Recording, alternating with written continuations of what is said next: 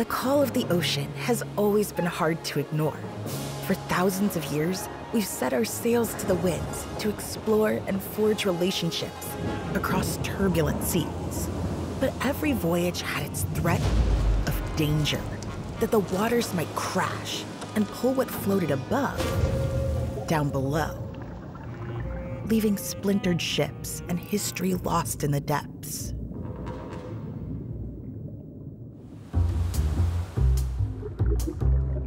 Shipwreck sites can tell us loads about exploration, adventure, and ancient trade.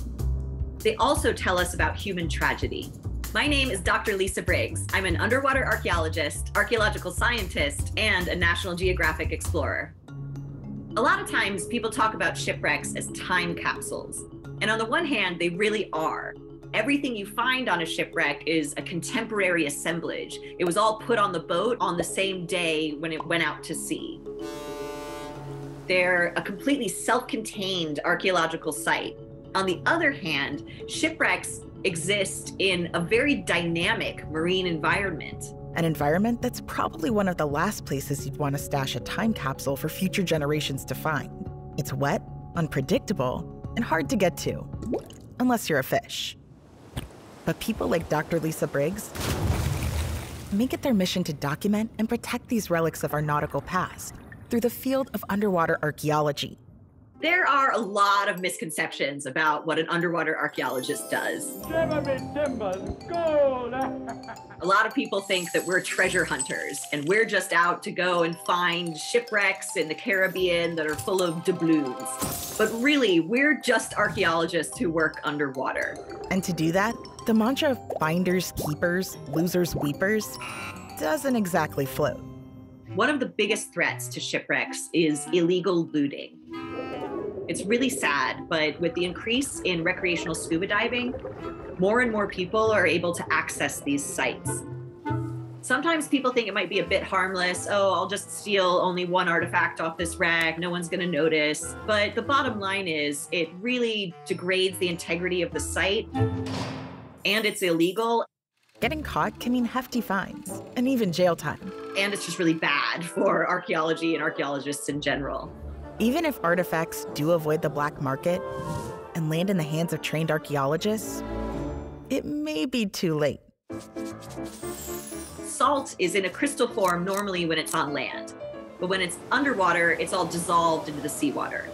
If you have a massive cannon or anchor and it's been underwater for hundreds or maybe even thousands of years, the salt is going to penetrate into the metal. If you don't treat it and conserve it properly, those salt crystals will reform as it dries, and the metal on the outside will start flaking off.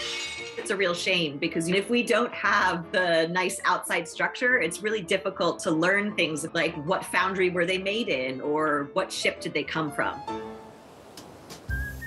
Avoiding the loss of historical context is the goal of many modern maritime laws. Yet it's still hotly debated. Who gets to decide a shipwreck's fate? Sometimes it's really difficult to determine who owns a shipwreck. But we can look at basic guidelines from the 2001 Convention for the Protection of Underwater Cultural Heritage.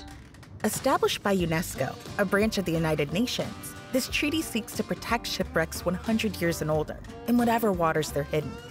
A country's territorial waters extend 12 nautical miles from basically the shore. But then you have up to 200 miles of what's called the exclusive economic zone. That's to allow countries to use the marine resources right around their country. And then beyond that is what they call the high sea, which is very, very ambiguous as to who owns what. Basically, any ship that sank between here and here may fall under the protection of the closest country. Even so, challenges to this rule often surface. One very clear example where there was a massive scrap over who owned a shipwreck is the case of the San Jose. Found in an undisclosed location off the coast of Colombia in 2015, the San Jose was a Spanish galleon that went down during an explosive battle with the British in 1708.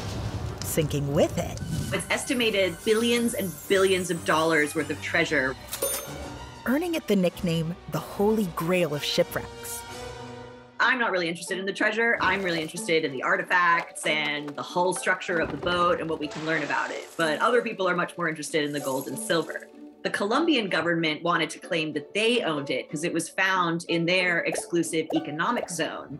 They wanted to salvage what they could, sell some artifacts, Salt, sir, congratulations! and open a museum for the rest. But Spain's government said, not so fast. It was basically a naval graveyard. And according to UNESCO, because sailors from Spain, they died on that ship, the law states that it would be Spain's shipwreck forever and ever. The problem was, Colombia never signed UNESCO's convention.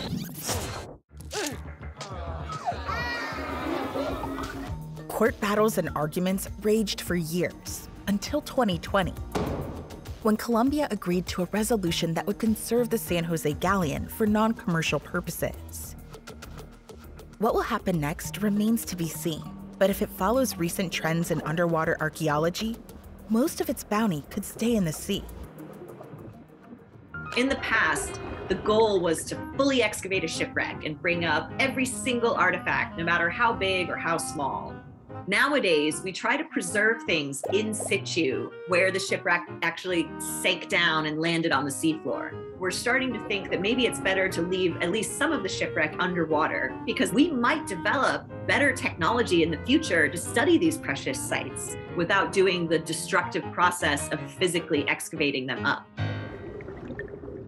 So we like to record a wreck with hundreds, if not thousands, of pictures, and then you stitch them together in a computer program, a technique we call photogrammetry. You can even do circles around the shipwreck and start to stitch the photographs together into a 3D model. I think it's really important that we record and video shipwrecks as much as we can. Every shipwreck holds value beyond the treasured cargo it once carried. Protecting them is a way we can connect to the adventurers before us, who were the first to explore the seas. The more we raise awareness about how these shipwrecks are a really finite cultural resource that can't be replaced, the more people might start to understand how important they are in our understanding of cultural heritage and the history of mankind.